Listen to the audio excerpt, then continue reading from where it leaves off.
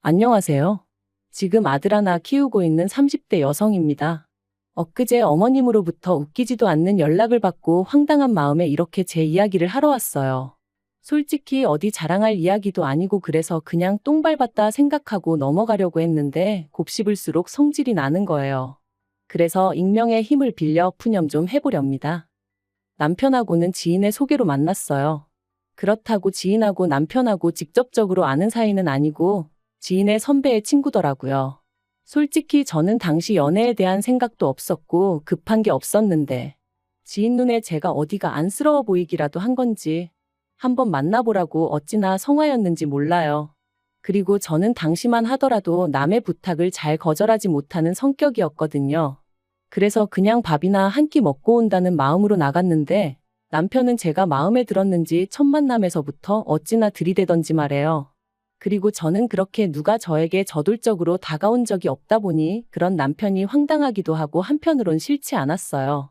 사랑을 받는 게 이런 건가 싶었다고 해야 할까요? 그래서 얼마 지나지 않아 바로 연애를 시작했고 1년 만에 프로포즈까지 받았습니다. 결혼 당시 양가로부터 특별히 받은 지원은 없어요. 친정부모님께서 양가에서 5천씩이라도 해주면 어떻겠냐 하셨는데 시댁에서 돈은 있지만 여기저기 묶여있는 탓에 당장 해줄 수가 없다 나오셨거든요.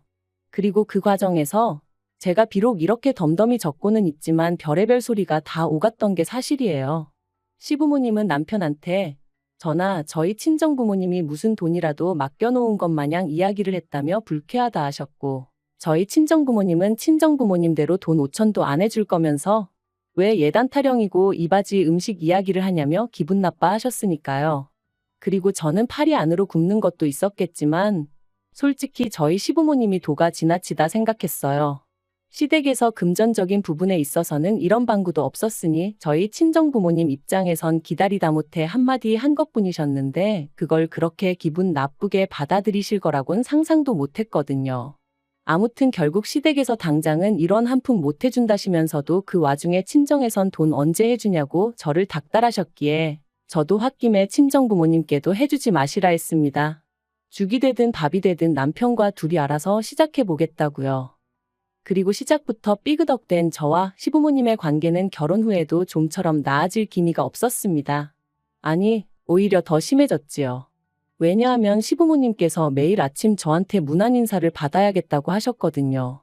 저는 남편더러 그게 말이 된다고 생각하냐, 당연히 당신 선에서 그런 건 못한다고 끊어줬어야지 그 말을 지금 나한테 전하면 어떡하냐 하고 화를 냈습니다. 그런데 남편이 하는 말이 1시간씩 통화하자는 것도 아니고 5분 10분이면 될 일인데 그걸 해보지도 않고 싫다 하는 제가 이상하다대요. 그래서 남편더러 그럼 당신도 우리 부모님한테 매일같이 전화드리라 했어요. 당신 말대로 그거 별거 아닌 것 같으면 당신이 먼저 해보라고 했죠. 그랬더니 며느리하고 사위하고는 다르지 않냐면서 헛소리를 해대는데 어이가 없더라고요. 게다가 저는 당시 사는 곳은 서울의 끝이었고 직장은 분당에 있다 보니 8시 반까지 출근을 하기 위해선 6시 반에는 나가야 하는 상황이었어요. 그런데 그 바쁜 아침 시간에 시부모님한테 문안 인사라니 말도 안 되는 일이었죠. 그런데 시부모님의 요구는 그게 다가 아니었습니다. 시댁과 저희 신혼집은 차로 1시간 정도의 거리였는데 시부모님은 차가 없으시다 보니 솔직히 저희가 뵈러 가지 않으면 만나기 불편했던 건 사실이에요. 하지만 그렇다고 해서 주말 중 하루는 무조건 시댁에서 아침부터 저녁까지 있어야 한다는 게 말이 되나요? 시부모님, 특히나 어머님께선 다른 여자들은 며느리 들이고 나면 며느리랑 백화점도 가고 어디 카페도 가고 며느리가 차려주는 밥상도 받고 그런다는데 저희는 신혼집을 멀리도 잡아가지고 당신은 그런 것도 못 해본다며 그러니까 주말 중 하루는 무조건 시부모님하고 보내야 된다셨습니다. 하지만 결혼 전부터 서로 부딪혀야만 했던 상황도 있었고 그 감정이 다 풀어진 것도 아니었는데 뭘 그렇게 저랑 하고 싶다 하시며 오라고 하시는 건지 이해가 안 되더라고요. 그래서 남편한테 그렇게는 못한다고 했습니다. 일주일 내내 일하고 나면 주말엔 나도 쉬어야지. 시부모님 기분 맞춰드리자고 그렇게 지낼 수는 없다고요. 그랬더니 남편이 자기도 제 말이 뭔지는 잘 알아들었지만 솔직히 마음이 좋진 않다대요. 그래서 그러면 당신 혼자 주말마다 내려가라. 그거 가지곤 뭐라 안 하겠다 했습니다. 하지만 남편은 계속해서 어머님이 며느리랑 이것저것 하고 싶으시다는데 자기 혼자 내려가는 게 무슨 의미가 있겠냐며 저더러 좀만 이해를 해달라는 거 있죠? 그래서 제가 남편더러 그럼 시댁엔 나 혼자 내려가 있을 테니 당신은 그 시간에 우리 친정에 가 있으라 했어요. 우리 친정아버지도 아들만 있으면 같이 낚시도 다니고 등산도 다니고 그렇게 지내고 싶어 하셨다고. 그러니까 내가 당신 집에 가서 며느리 노릇하는 동안 당신도 우리 집 가서 사위 노릇 좀 하라고요. 그랬더니 남편도 더는 고집을 부리지 못하대요. 하지만 이런 일이 있을 때마다 남편과 제 선에서 이야기가 마무리되고 그런 건 아니었어요. 언제나 이런 다툼의 끝엔 어머님이 계셨고 그럴 때마다 어머님은 제가 기가 너무 세네 어쩌네 하시면서 어떻게든 제 잘못이란 식으로 몰고 가셨죠.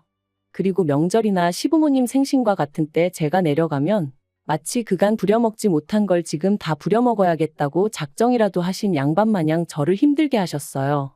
평소엔 쓰지도 않는 그릇들까지 찬장에서 다 끄집어내어 설거지를 시키시는 일은 기본이었고 수건이니 속옷이니 하는 것도 죄다 삶으라고 성하셨다니까요. 그러면 남편이 자기가 좀 도와주겠다고 들긴 했지만 그럴 때는 아버님이 귀신같이 남편을 채가시기 일쑤셨지요. 그러니 시댁만 다녀오면 말 그대로 몸살이 나서 끙끙 앓게 되더라고요. 그러다 결혼한 지 3년차 되던 해 제가 임신을 했어요. 그리고 저는 입덧도 심했고 배도 다른 사람들보다 일찍이 더 크게 불러왔기에 회사도 관둘 수밖에 없었죠. 그런데 이 사실을 다 아시면서도 수화기 너머로 어머님께서 저랑 김치를 담그려고 재료를 다 사놨으니 새벽에 내려와라 하시는데 정말 마음 같아선 핸드폰이고 뭐고 집어 던져버렸으면 속이 후련하겠더라니까요. 하지만 며느리 팔자가 이런 거라고 해야 하나 결국 피할 방법이 없어 시댁에 향했습니다. 남편도 이때는 제 눈치를 살살 살피긴 하더라고요. 그런데 문제는 여기서 끝이 아니었어요. 전화로는 시부모님하고 저희 먹을 것만 하자셔놓고 막상 딱 도착하니까 배추만 좋기 100포기는 되겠더라고요. 그리고는 저한테 고무장갑하고 앞치마 주시면서 빨리 채비하라시는데 눈물이 핑 돌았죠. 그래서 제가 남편더러 당신이 하라니까 남편도 알겠다며 저더러 방에 가서 쉬라고 하대요. 그런데 그 순간 아버님이 귀신같이 나타나셔서는 평소처럼 남편을 채가려고 하시는데 진짜 우라가 치미는 거 아니겠어요? 그래서 도대체 저한테 왜 이러시냐고 소리를 질렀네요. 이러다 유산이라도 되면 어머님 아버님이 책임지실 거냐고요. 그랬더니 어머님 말씀이 당신은 옛날에 만삭일 때도 김장 다 했고 남편 태어나고 나서는 등에 업고도 하셨다나요? 그래서 어머님이 그렇게 사셨다고 저도 그렇게 살아야 하는 거 아니라고 받아쳤습니다. 어머님은 참으셨는지 몰라도 저는 이런 부당한 대우받고는 못 산다면서요. 그리고는 제 핸드백하고 차키를 챙겨서는 뒤도 안 돌아보고 시댁에서 나왔습니다. 남편한테는 김장 실컷 담고 알아서 올라오라 했죠. 그리고 그날 사건을 계기로 저랑 시부모님 사이는 정말 완전히 틀어져 버렸어요. 시부모님이 사과를 하실 리가 만무했지만 저는 미안하다 소리를 듣지 않고는 그냥 넘어갈 수가 없었거든요. 게다가 남편의 뜨뜻미지근한 태도도 제 화가 더 오르게 만들었습니다. 남편은 시부모님이 설마 자기 손주 임신한 너를 미워서 그랬겠냐며 그냥 생각이 좀 짧으셨던 건데 그걸 제가 이해해야지 어쩌겠냐 식이었으니까요. 하지만 정말 10번을 잘해주시다 한 번을 서운하게 하신 것도 아니고 매사 그런 식이시던 분이 임신까지 한 상황에서도 달라진 게 없었으니 제가 화가 난 거였는데 설명을 해줘도 말기도 못 알아듣고 그러니까 남편한테도 더는 뭐 의지하고 싶은 생각도 안 들었어요. 그래서 저 출산했을 때 그리고 애 100일 지나고 얼마 안 있다 시부모님이 저희 집에 오셨던 걸 제외하면 말 한 번 제대로 섞은 적이 없네요. 남편이 시부모님이 애 보고 싶어 하신다 하면 당신이 데리고 다녀오라 했고 아니면 오시라고 한 뒤 저는 자리를 피해 있는 시기였거든요. 그러니까 오셨어요. 안녕히 가세요. 뭐 그 정도가 다였죠. 그런데 2년 전 늦가을 남편이 1년 동안 해외에 나가게 되었어요. 몇 년 전부터 남편이 다니던 회사에서 해외 지사를 세운다는 얘기가 있었고 그곳에 어떤 직원이 나가게 될지도 어느 정도 정해져 있던 걸로 아는데 갑자기 그 직원이 개인적인 사유로 회사를 관두게 되면서 얼떨결에 남편에게 그 일이 넘어온 거죠. 그리고 상황 자체가 남편이 싫다 좋다 할 게 아니었어요. 저로서는 졸지에 독박 육아를 하게 된 상황이 답답하긴 했지만 그렇다고 회사에 쫓아가서 따질 수도 없잖아요. 그래서 어쩔 수 없이 남편과 떨어져 지내게 되었네요. 그런데 솔직히 남편이 집을 비운 동안 전 제가 괜찮을 줄 알았거든요. 하지만 아니었습니다. 든 자리는 표가 안 나도 난 자리는 안다더니 남편이 없으니 딱 그 말이 이해가 되더라고요. 아이랑 하루 종일 부대끼며 있는 낮에는 그나마 덜했지만 밤에는 어찌나 싱숭생숭하고 괜히 겁도 나고 그래서 친정에 자주 왕래했어요. 제 차가 있으니 운전해서 가기도 했고 어떤 날은 기차 여행한다 생각하고 기차 타고 다녀오기도 하고 혹은 친정부모님이 와주시기도 하셨습니다. 그리고 솔직히 말해서 제 입장에선 친정부모님만 계셔주셔도 숨통이 트이는 기분이었어요. 친정아버지가 애 챙겨주시고 친정어머니가 제 밥도 차려주시고 그렇다 보니 저도 제 나름대로의 시간이 나서 그때 친구들도 한 번씩 만날 수 있었고 편하게 있을 수 있었죠. 그런데 1년 만에 한국에 들어온 남편이 대뜸 저더러 장인 장모님하고 그렇게 시간을 보내는 동안 시부모님하고는 몇 번이나 만났냐입니다. 그래서 제가 그게 무슨 소리냐? 명절 때 뵙고 어머님 생신 때도 뵙지 않았냐 했어요. 그랬더니 그러니까 장인 장모님은 10번, 20번도 넘게 보는 동안 시부모님은 겨우 3번 만났냐며 어떻게 그럴 수가 있냐대요. 황당해서 남편더러 제가 당신이 있을 때도 안 가던 시댁을 당신도 없는데 내가 왜 가야 하냐 했습니다. 내 입장에서 시댁하고 친정하고 같겠냐고. 가뜩이나 나를 부려먹지 못해 혈안이 되어 계신 분들이 시부모님이신데 미쳤다고 내가 제 발로 거길 찾아가고 싶겠냐고요. 그리고 비록 내 마음이 그랬어도 어쨌든 당신도 없으니 헛헛하실까 싶어 며느리로서 명절엔 찾아뵙고 생신 때 밥도 사드렸는데 도대체 뭐가 문제냐니까. 남편이 시부모님께서 하시는 말씀이 손자가 너무 보고 싶은데 며느리가 전화 한 번을 주기를 하나 그렇다고 한 번 오라 소리를 하기를 하나 하며 하소연을 하시더랍니다. 어이가 없어서 그렇게 보고 싶으셨으면 차라리 먼저 연락을 하시지. 억지도 이런 억지가 어딨냐고 제가 받아쳤어요. 그랬더니 남편이 하는 말이 육아하는 며느리 스트레스 받을까봐 배려해 주신 건데 고맙고 죄송하단 말은 못하고 어떻게든 흠만 잡으려 드냐대요. 그리고는 자기가 지난 1년 동안 제가 시부모님한테 어떻게 하는지 말은 안 했지만 다 지켜보고 있었다면서 이혼하자 그러더라고요. 마른 하늘에 날벼락이 이런 건가 싶대요. 처음엔 저도 이혼 못한다고 버텼어요. 1년이나 애한테 아빠 노릇도 못 해놓고 이제 와서 무슨 소리냐고 정신 차리라고 했죠. 하지만 남편은 완강했습니다. 자기가 부모가 되어보니까 자기 부모님 마음을 알겠대요. 그러면서 시부모님한테 제가 너무 못하는데 그거 자기는 더는 못 봐준다나요?